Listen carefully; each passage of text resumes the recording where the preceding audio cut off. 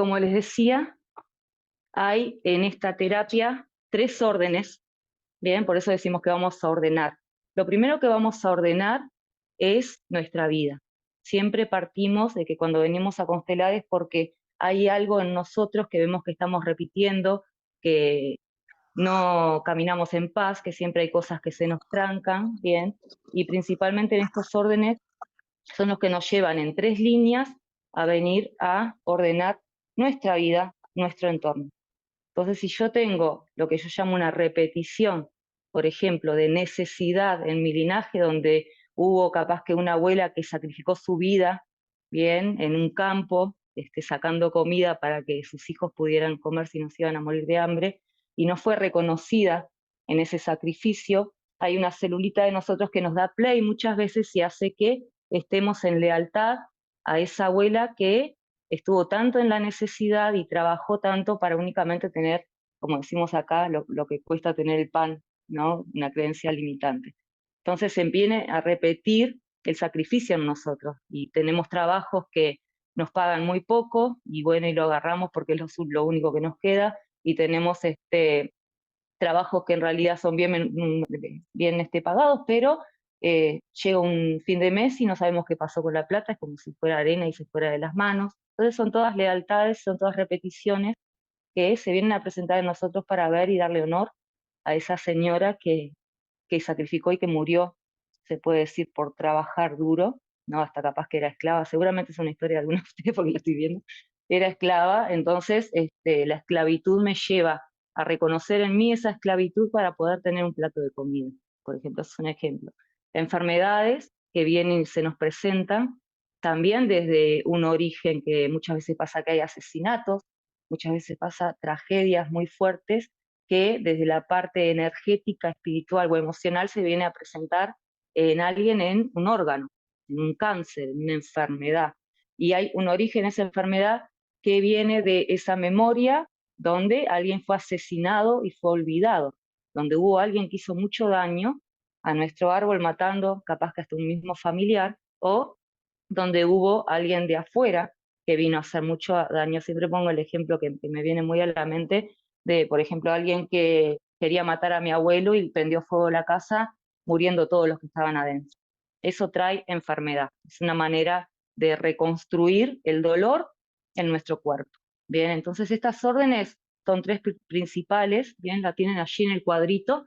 Una dice pertenencia, bien, que es como lo que está más desordenado en nosotros, cuando decimos que alguien fue quitado del sistema o fue echado por el daño que hizo. Un ejemplo claro es una madre que tiene un hijo que es drogadicto y lo señala y le dice, no quiero verte más en mi vida, dejas de ser mi hijo.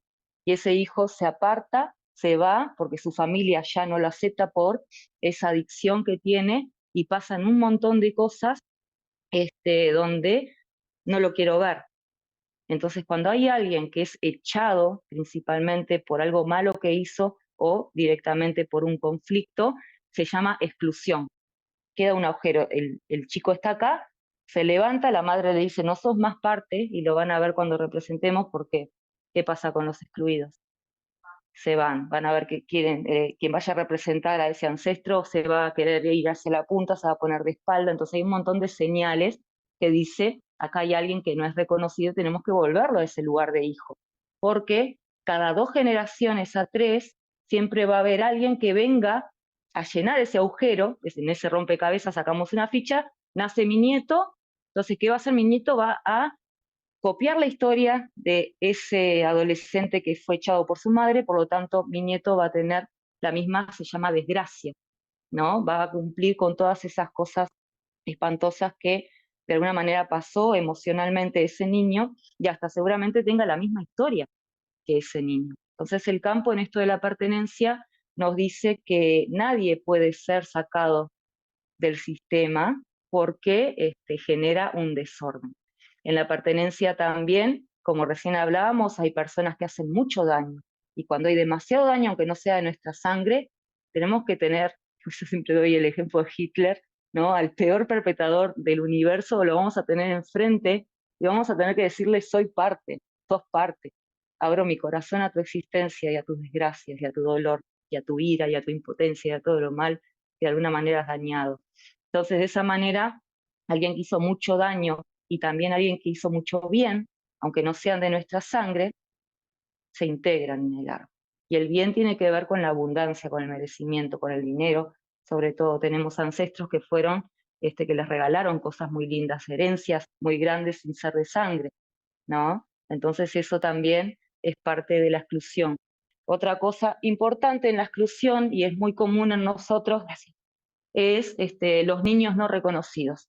Bien, más nosotros estamos en Uruguay, tenemos todo el tema de la dictadura, hay personas que hasta ni saben que son adoptadas o que fueron criadas por otra familia.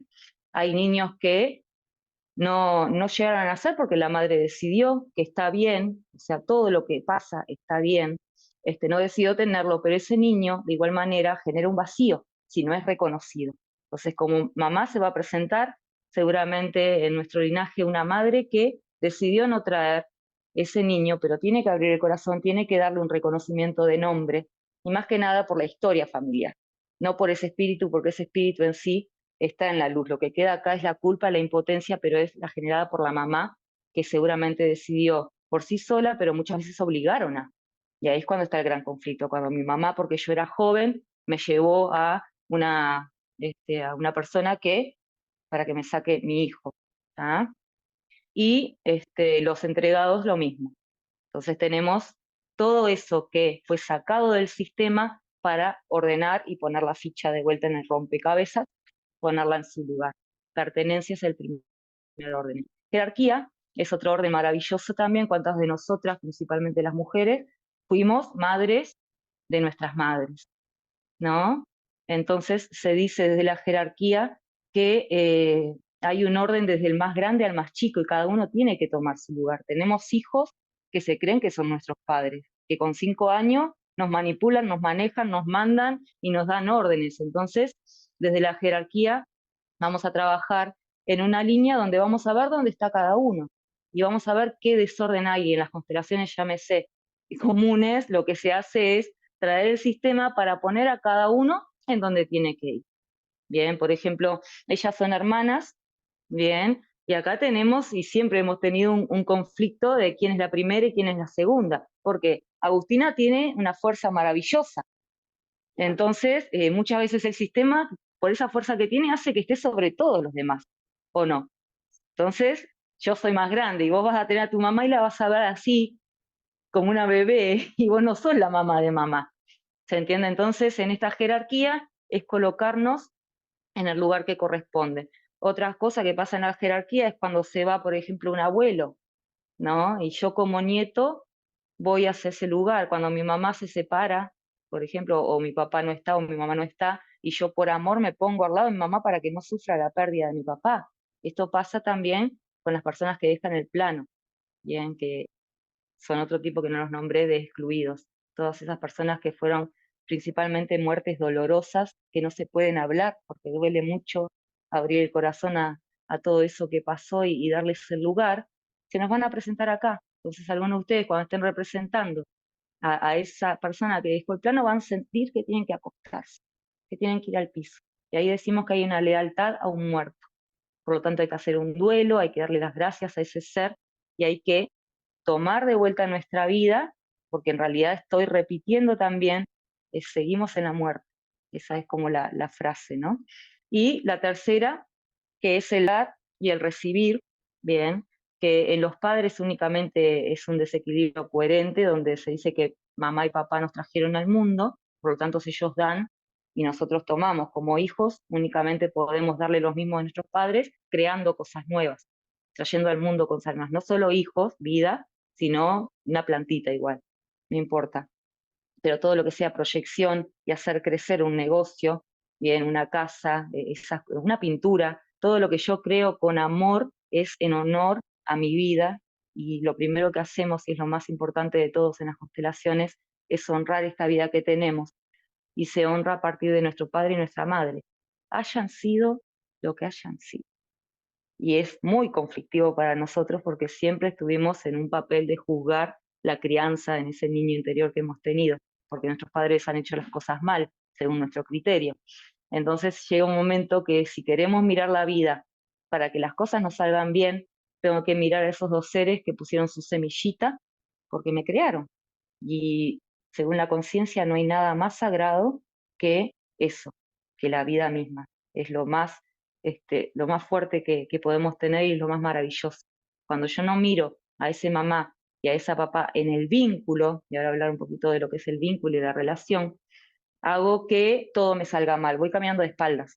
Es como si yo estuviera mirando a mis padres porque todavía no los reconocí, porque no me quieren abrazar, porque no me reconocen como hijo, porque me abandonaron, porque me maltrataron, porque me golpearon, porque no estuvieron, y yo voy haciendo esto en mi vida. Si yo realmente no abro mi corazón y le digo a ellos dos, o a ese espermatozoide, a ese óvulo, soy gracias a ustedes. Y ahí sí me puedo dar vuelta y tener todo el panorama para adelante.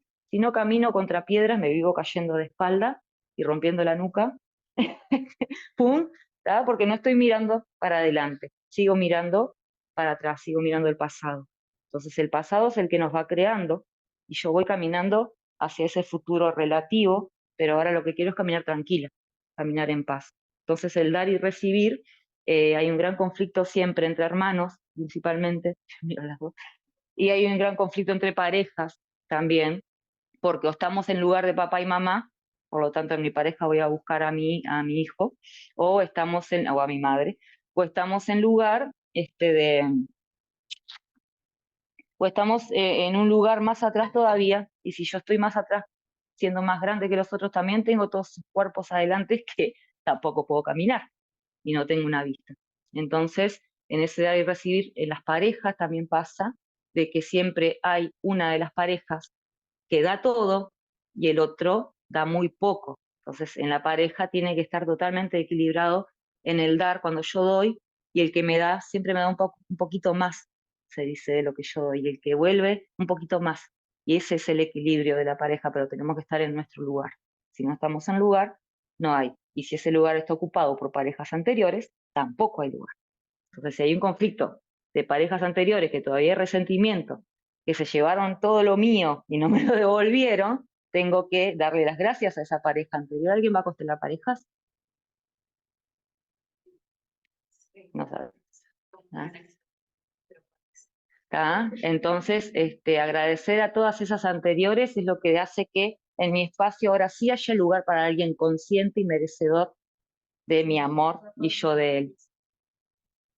¿Tá? De todo ya no. Bien.